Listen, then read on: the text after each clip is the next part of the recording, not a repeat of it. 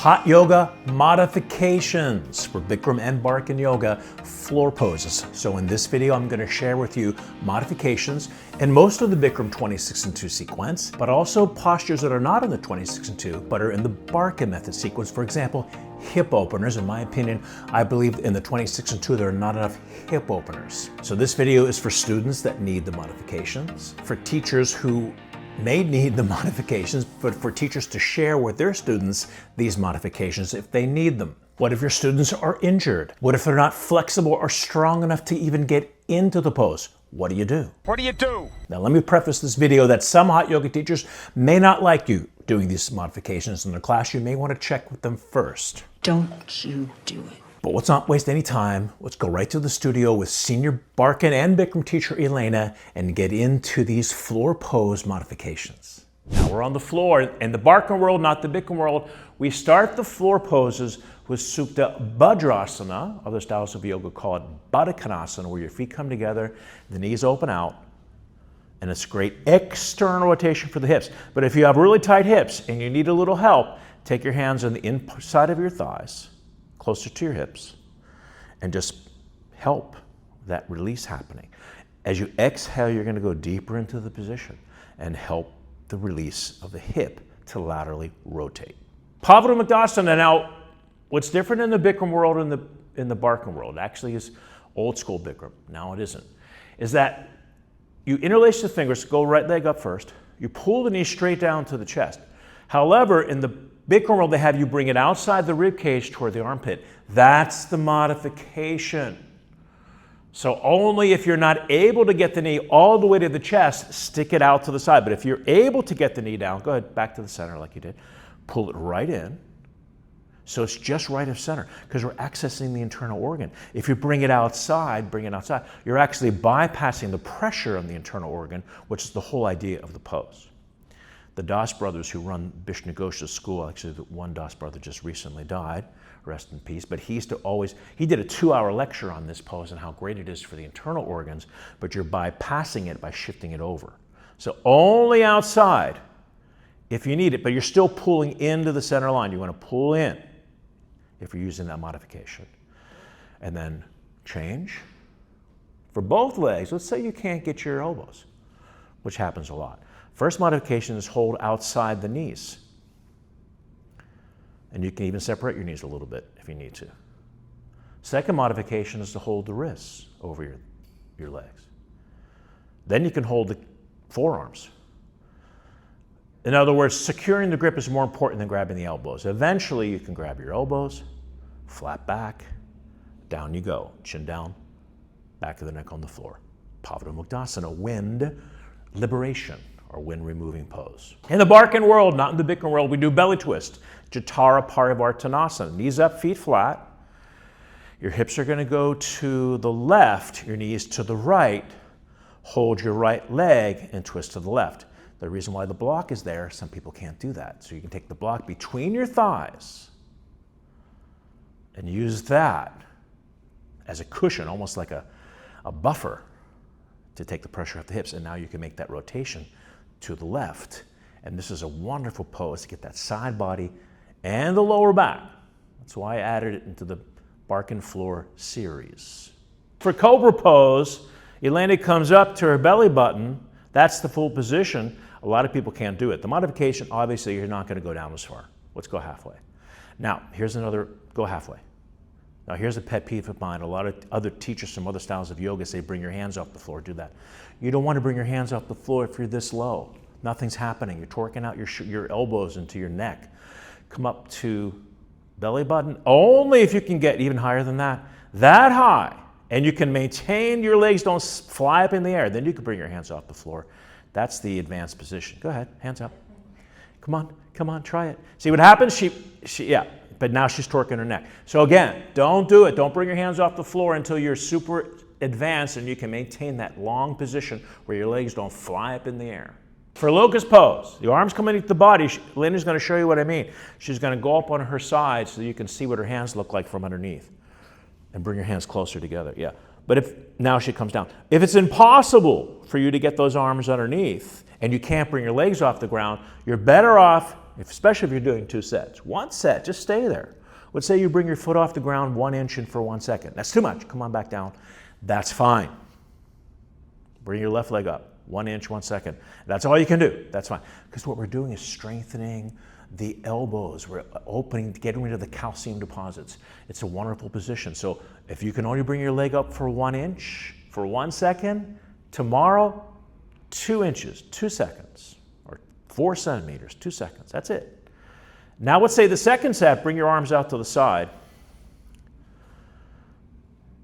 And now bring your leg up to 45 degrees. That's fine, but don't eliminate that first set so we can get deep into those elbows and wrists and open up that whole area. Don't just do both sets with your arms out like that to the side, because then you're not really getting all, which is one of the reasons why the posture is so effective. I used to have professional tennis players come in just to do this pose to get rid of tennis elbow and tendonitis, locust pose. For full locust, you're going to come all the way up, but let's say it's impossible for you to go that high. Come on back down again. One of the big problems people make in this pose is that they bring their legs up too high too soon. So don't do that. Don't bring your legs up that high. Instead, inhale, come up. Her legs only go a little bit off the floor. Now she can lift her chest. Lift it, lift it, lift it, and then eventually the legs can come up. But like a seesaw, you can relax, Elena. If your legs are too high, it's going to push your body down. So only legs a little bit. Get that chest high. Now for the bow pose, let's say you can't grab a hold of the feet like Elena's doing right now. It's impossible. So what you can do, let's grab a hold of the right foot, and let's say you can't do the left foot. Bring your left arm straight out in front of you, and now you're going to kick back. Second set, you're going to change legs. Sometimes if you're a teacher, you can go over there and help them and bring that other foot to their hand. Sometimes they might be able to grab a hold of it. A teacher assist you can do, and relax, arms by your side. Now press into chow pose, something that I started doing even when I was in the Bikram world, right after the Cobra series. And at one point, Bikram found out and he got really upset, but I think it's a great pose to do. Even Emmy Cleaves is doing it too. This takes all the pressure off your lower back. It's a great position. We move into what Bikram Bikram calls fixed firm. However, the literal translation, Supta Vajrasana, is reclining diamond or thunderbolt or lightning. Now, the last thing you want to do to modify, and I see this happen all the time, is they stick their left leg straight out in the air in front of them.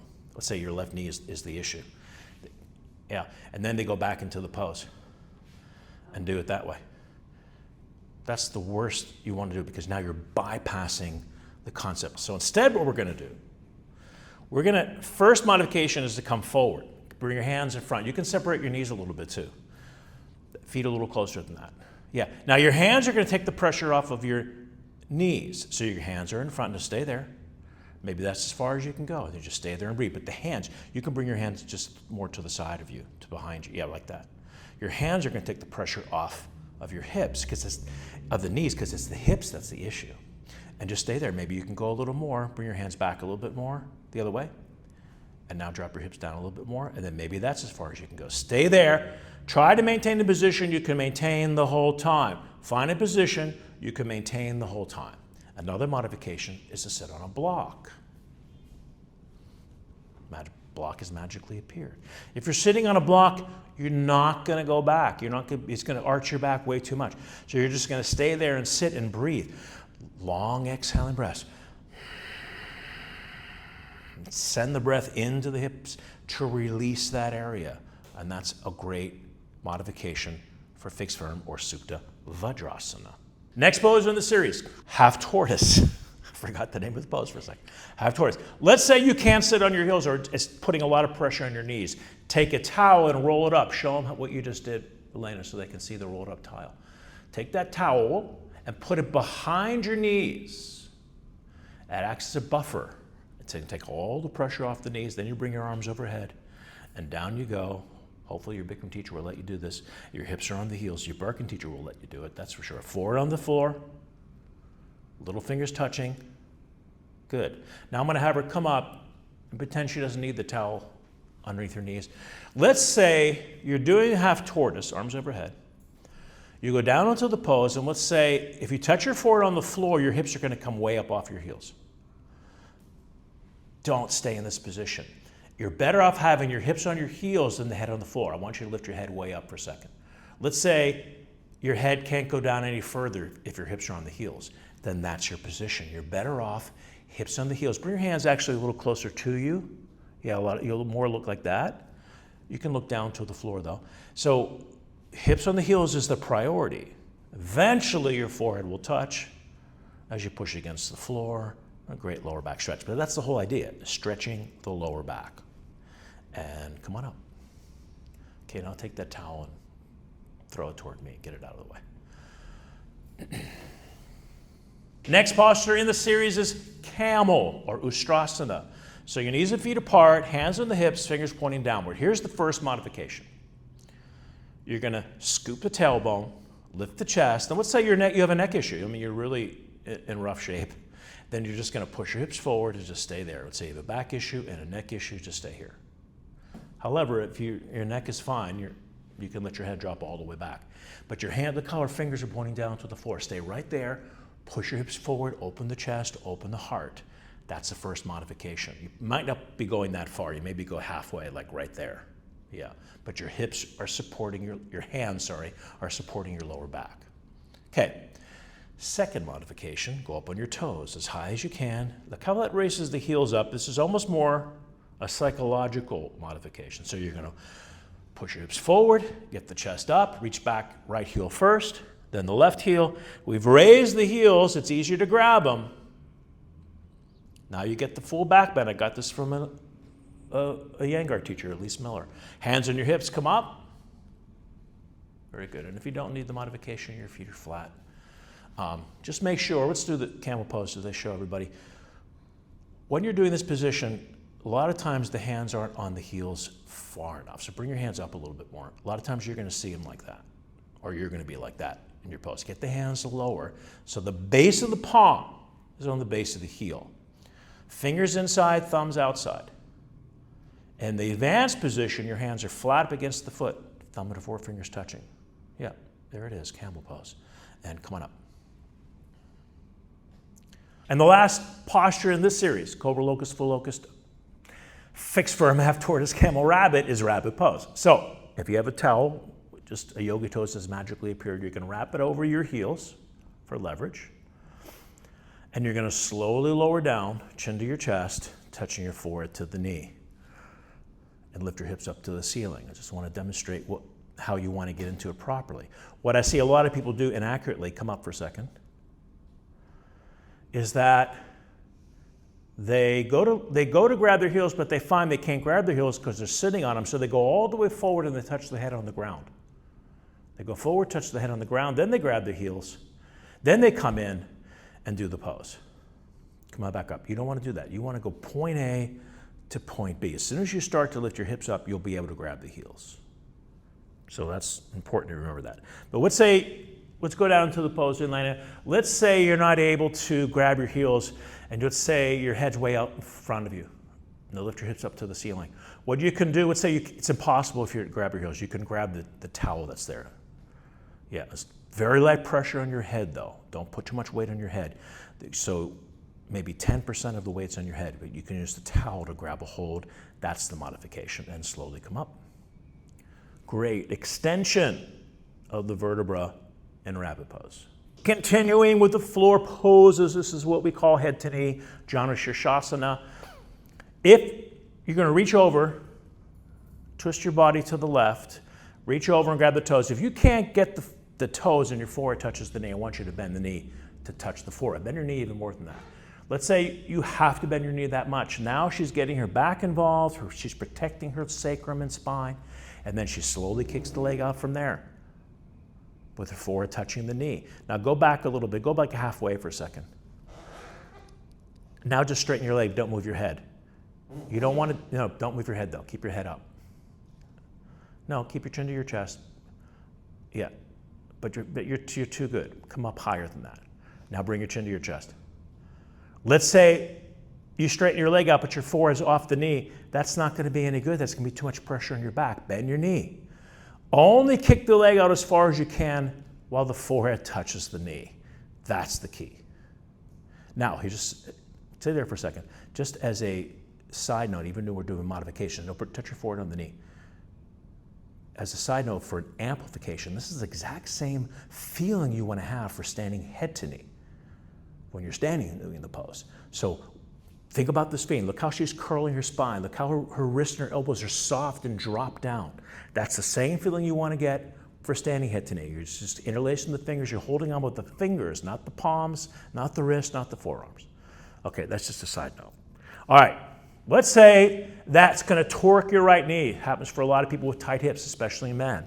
Let's say that right knee is sticking up in the air. You don't want to then do the pose. Two things you can do. Take that right foot, bring it all the way underneath the thigh. Look how it's going underneath. Now bend the knee up, grab the toes. What we've done is we eliminated the pressure of the hip to allow the knee to drop to the ground, and now she can straighten her leg out from there. It takes the pressure off of the hip, which is really the culprit, not the knee, unless somebody banged a hammer on your knee. Or, come back, you can go to like a mini straddle. Now do the pose. Bend your knee up first, yeah, and then straighten the leg out. But bend your knee way up, because that's probably what they're going to look like with the knee bent. Yep, right there. There it is. That takes the pressure off the knee. Good. So part of this pose, we call it head to knee with stretching pose. This is Paschimottanasana, literally westward facing, or stretching the back of the legs. Let's say the front part would be the east, the back would be the west, head would be the north, the feet are the south. So we're stretching the back of the legs and the lower back. That's the west, so westward stretching. Her two fingers are going to grab her toes, and let's say she can't do that. She has to bend her knees. It's just like head to knee. Bend it even more. Yep, that's the modification. As long as you maintain the grip and slowly slide the heels out till eventually the leg is straight. Now here's an advanced option. I know we're doing modifications, but I couldn't help myself. I have to throw it in. If you're advanced, take a towel, and you're going to grab the same way, but that's one thin layer of towel. Now take your two fingers, bring it over that towel, and then pull. Now you're not going to slip, because what happens is we slip. Go ahead, pull, now bring your thumbs back. Now lift your elbows up in the air. More, up in the air like gull wings. More, pull, pull, pull. Now the towel is giving you that extra leverage. That's an amplification for Paschimottanasana. For spine twist, the first modification's pretty easy. This is called householder pose, or easy pose, or in Sanskrit, Sukhasana. You're just folding your legs. Your left hand holds the right knee, your right hand comes behind, and you twist. Real simple. Just try to keep your spine upright. For the other side, just change hands, change arms. Twist. Perfect. Come back. Now I'm going to have Elena face the other direction. Let's say you're a little bit more advanced than that, but you're still struggling. The left leg comes out in front of you, and the right foot comes over. Then the left arm comes over the top knee, hold the bottom thigh or the leg, and twist to the right. Let's have you just do the other side. Stay where you are, just bring your right leg out and your left foot over. Yeah. For the other side, let's say you can't grab a hold of the leg. Try to reach down and grab your leg. You're struggling. You can bend your elbow and push against that top thigh, flat hand. As you twist left, you're pushing back right. Good. Now come on back. Probably the biggest correction I make in any of the floor poses, not just spine twists, is the position of the foot in the knee. So I'm going to have her bring her left leg in, and the right foot comes over. So the heel has to come all the way up to the front of the knee. I want you to bring your heel back like a lot of people have it. Yeah. If you have it back too far, you're not going to be able to get the bottom knee. It's impossible. So I go over and I say, bring that heel all the way to the top of the knee. More. Get that top leg as vertical as you can. Now the left arm comes over, and you have a lot better shot at grabbing that bottom knee. Right hand on the floor, then it comes behind, palm outward facing, and eventually grab the thigh. But check and see if that heel is in the right position. If it isn't, that's usually going to fix it. But let's say it's impossible for you to still grab the knee. Now you can bend that top arm. And you're twisting right but pushing back left at the same time. spine twist modification, named after the famous sage Matsyendra. Once again, not in the Bikram world and the Barkan world, but it is in the Bikram advanced class. At least not the full expression, but part of it. It's pigeon pose, Kapotasana. So she's in tabletop, she goes to downward dog. She swings, let's do the left leg, you can see it better. The left leg comes through. You're gonna point the left knee to the left corner of the mat. And then you would touch your head on the ground. And there it is. But let's say your hips are super tight. It's because this is a modification video. And why are the blocks there? Because we're gonna take that first block and put it underneath the left buttock cheek. All the way, don't do that one yet. Bring that out a little bit. So it's right underneath the left buttock cheek. And now if she were to put her head on the ground, she's uneven. Now her hips are much higher than her head, and she's gonna create a tension in her neck. That's why the other block is there. If you're gonna use the block for your left buttock cheek, use the block for the head. Now you can see how nice and symmetric her body is, her position is. Because we want the hips and the knees and the shoulders all in the same line. Look at that, look how nice that is. That's gonna take the pressure off of your hip and allow you to go deeper into the stretch. Modification, Kapotasana. So the Bikram world, they finish with spine twist Kapalbhati. In the Barkan world, we finish with sometimes spine twist Kapalbhati, but sometimes we finish with pigeon. But when we do Kapalbhati, and let's say, which means skull shining, let's say you can't sit like this. Let's say it's hurting your knees. You could take the towel again underneath your thighs like you did in half tortoise, or you can just sit and cross-legged. Remember we call it Sukhasana, or easy pose, householder pose. And then you breathe out as the stomach comes in. Your arms would be straight though in front of you so you're pushing. And then let's just do a couple.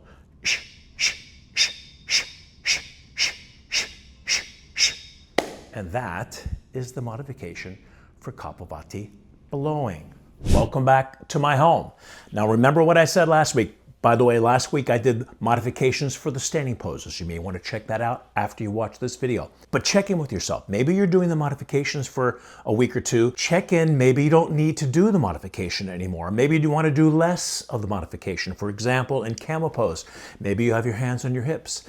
Maybe you can try lifting, going up on your toes and grabbing your heels. Check in every now and then because you don't want to get stuck in the modification. You want to use the modification as a vehicle to eventually break out of it because you may not need it anymore. So as promised, here are the workshops and teacher training programs in the Barkan method that are coming up.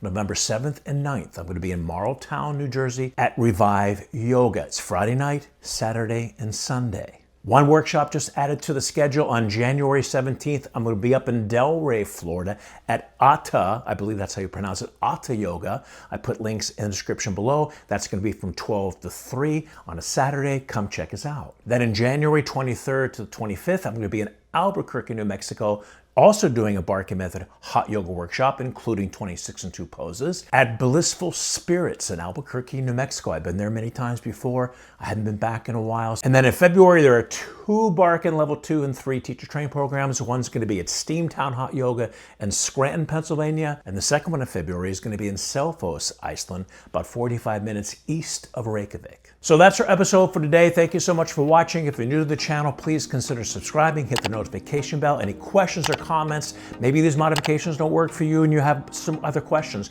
put them down below. I'm happy to get back to you. And I'll see you at the next video. Bye, everyone.